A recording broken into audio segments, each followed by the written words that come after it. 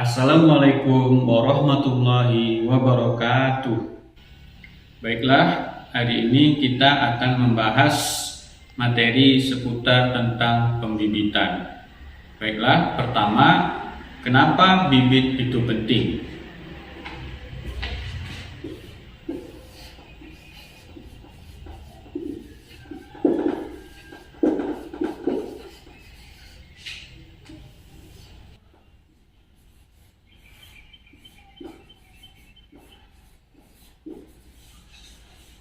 Baiklah, kenapa bibit itu penting?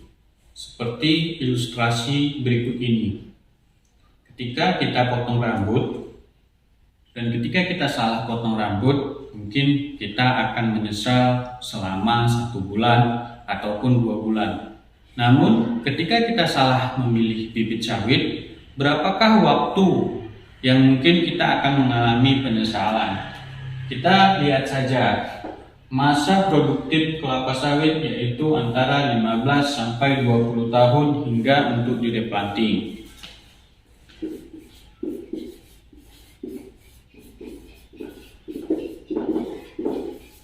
Jadi, selama masa ini apabila kita salah memilih bibit, maka kita harus mempertahankan kerugian atau mengalami penyesalan selama 15 hingga 20 tahun. Oke, baik saja kita langsung bahas tentang apa sih tahapan-tahapan dalam proses pembibitan. Yang paling utama yaitu adalah tahap perencanaan.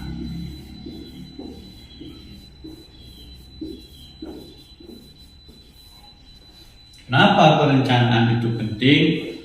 Kadang kita salah dalam menentukan perlakuan. Ada yang melakukan pemesanan kecambahnya di akhir-akhir, ada yang di awal-awal sehingga mengalami kegagalan. Oleh sebab itu, kita akan membahas tentang perencanaan dalam pembibitan. Baiklah, kita memasuki tahap perencanaan dalam pembibitan kelapa sawit. Yang pertama kali yaitu pemesanan kecambah. Jadi yang paling penting utama kali yaitu pemesanan kecambah. Untuk proses pembibitan kita bisa melakukan kontak atau ke pemesanan kecambah 3 bulan sebelum. Dan diusahakan kita memilih bibit yang bersertifikat. Ini bisa berasal dari contohnya benih PPKS ataupun Supindo. Kemudian yang selanjutnya yaitu persiapan areal pembibitan. Jadi apa sajakah kriteria areal yang cocok untuk pembibitan? Yang pertama kali yaitu lahan harus datar.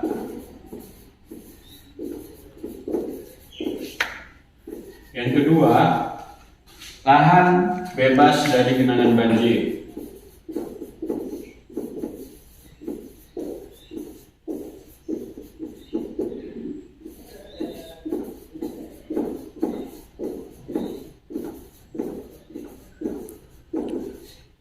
Yang ketiga, lahan bebas dari hama dan penyakit.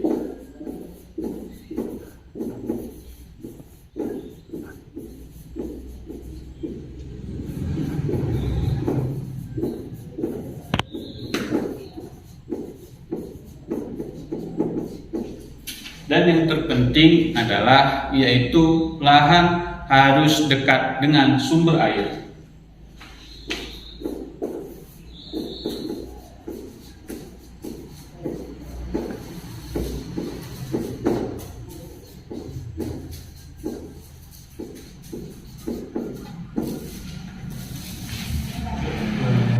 Untuk lahan yang dekat dengan sumber air, estimasi untuk kebutuhan pada tanaman pre-nursery, pada tanaman kecil, yaitu kebutuhannya kira-kira untuk satu tanaman sebanyak 1 liter. Jadi kita bisa estimasi. Jadi ketika melakukan pemesanan, itu kan kebutuhannya minimal pemesanan adalah 200 kecambah. Jadi ketika kita melakukan 200 pembibitan sebanyak 200 kecambah, maka kebutuhannya yaitu sebanyak 200 liter air. Oke, selanjutnya yaitu sarana dan prasarana pembibitan. Jadi untuk sarana dan prasarananya yaitu kita memerlukan apa saja, yang terutama ya untuk kebutuhannya yaitu sarana dan prasarana pembibitan. Sarananya dan prasarana seperti ayakan tanah, cangkul, polybag ataupun baby bag. Kemudian untuk pengumpulan tanah, yang perlu diperhatikan dalam pengumpulan tanah yang pertama kali adalah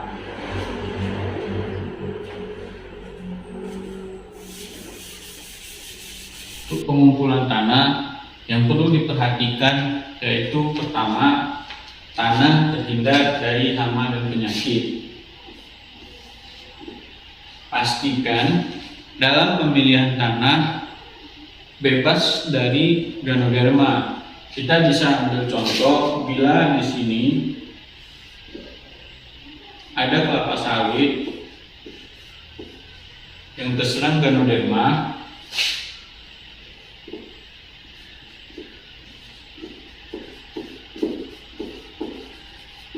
maka ini harus dihindari. Kemudian hindari tanah-tanah petak kosong, karena bisa saja tanah petak kosong itu ada beberapa tanaman titik tumbuh yang sudah mati akibat ganoderma. Kemudian usahakan ketika akan memilih tanah untuk pembibitan, tanaman yang di sekitarnya merupakan tanaman yang baik. Jadi dapat dipastikan bahwasanya tanah tersebut bebas dari hama dan penyakit.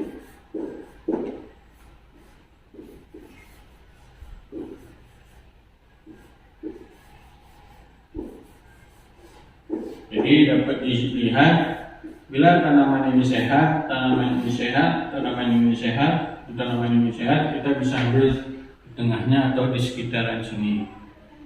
Oke, selanjutnya yaitu pengisian baby bag.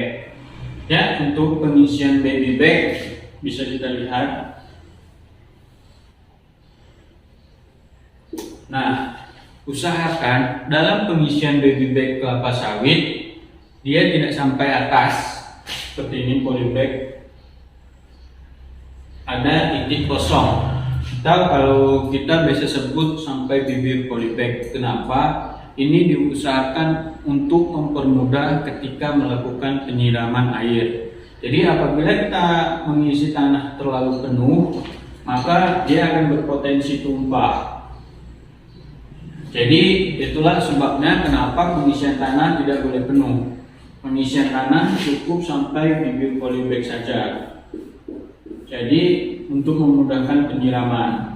Karena pada umumnya ketika tanah air ini sudah penuh, itu umumnya sudah tepat untuk sampai kapasitas lapang atau untuk dosis yang ditentukan 1 liter untuk satu tanaman. Untuk pengisian media tanam kita bisa memperhatikan beberapa hal. Yang pertama, kebutuhannya untuk satu baby bag, satu tanaman itu dibutuhkan pupuk RP-nya kurang lebih 0,5 atau setengah kilo. Namun mungkin agak terasa sulit jika kita harus menakar. Jadi ini ada beberapa tips berdasarkan perusahaan Sopindo.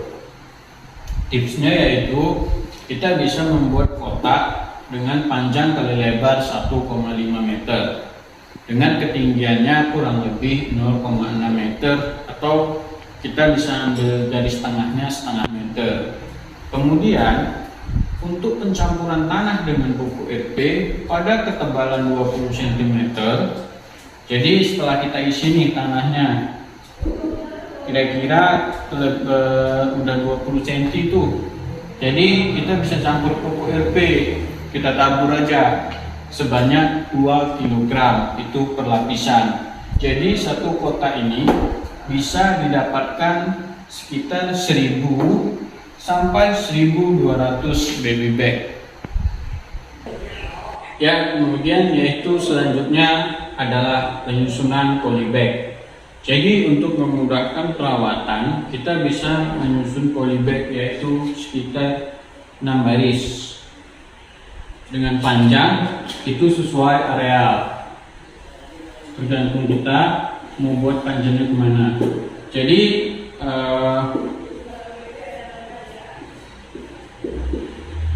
ini kalau panjangnya terserah ya. Biasanya untuk memudahkan dia penyusunannya kurang lebih 12.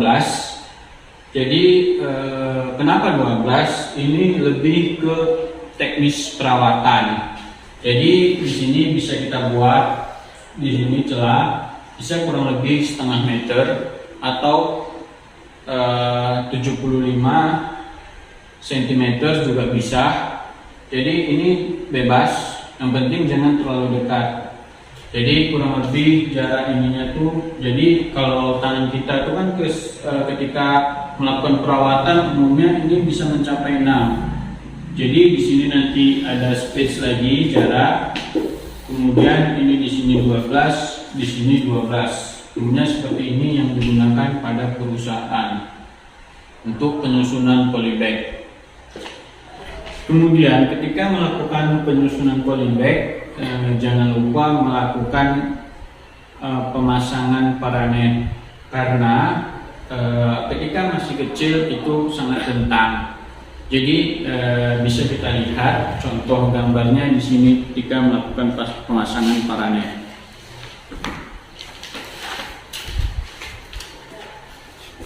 Ya, dapat dilihat di sini modul pemasangan paranetnya seperti ini, lebih.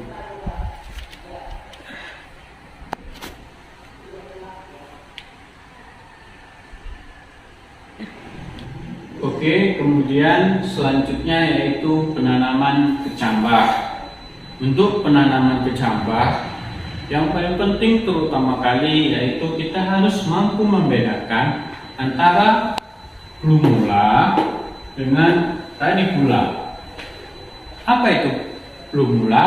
Jadi plumula itu dia calon tunas.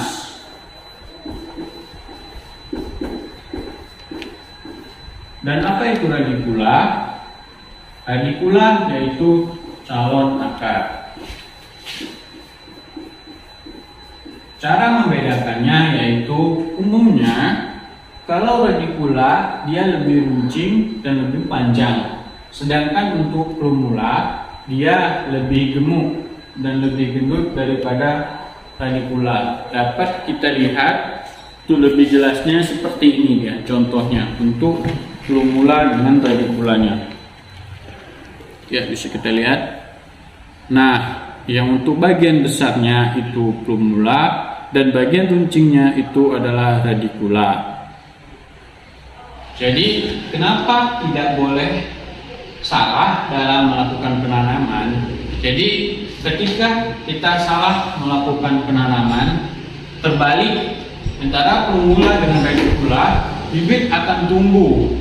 Namun, bibit akan tumbuh menjadi bibit abnormal. Jika bibit tumbuh secara abnormal, maka bibit terpaksa dibuang atau dilakukan seleksi. Untuk tambahan, yang paling penting adalah jadi bagaimana umumnya kita temukan masalah apabila akar itu terlalu panjang. Sementara kita harus menanam dengan kedalaman 2 cm. Bagaimana jika akar itu terlalu panjang? Jadi ketika akar itu terlalu panjang, ini bisa kita potong, kita kondisikan. Tidak ada masalah ya. Ketika akar terlalu panjang bisa kita potong. Oke, jadi yang terpenting dalam pembibitan itu ada beberapa fase. Saya ulangi, jadi pada pembibitan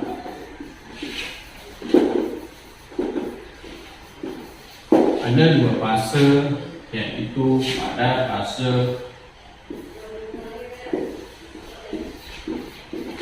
pre-nursery dan main nursery.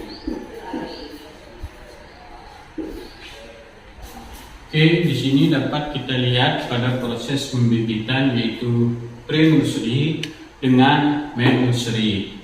Jadi untuk menusri itu ukuran rentang waktunya sekitar 3 sampai 4 bulan. Dan untuk menusri kurang lebih yaitu selama 9 bulan. Nah, jadi kurang lebih masa pembibitan itu selama 12 bulan atau sama dengan 1 tahun. Jadi apakah rugi ketika kita melakukan perawatan terbaik selama 1 tahun untuk investasi kita ke depan selama jangka waktu 20 tahun? Ya, sekian video dari saya. Jadi intinya adalah pada tahap pembibitan pre-nursery dan menursery. Ini kan ada untuk proses pemupukan. Jadi untuk proses pemupukan itu ada dosis rekomendasi dapat dilihat dan dapat diunduh di buku pintar BPP Pertanian Tenggulun. Jadi untuk petani-petani sekalian, apabila kurang jelas dapat dilihat. Oke, sekian dari saya. Terima kasih.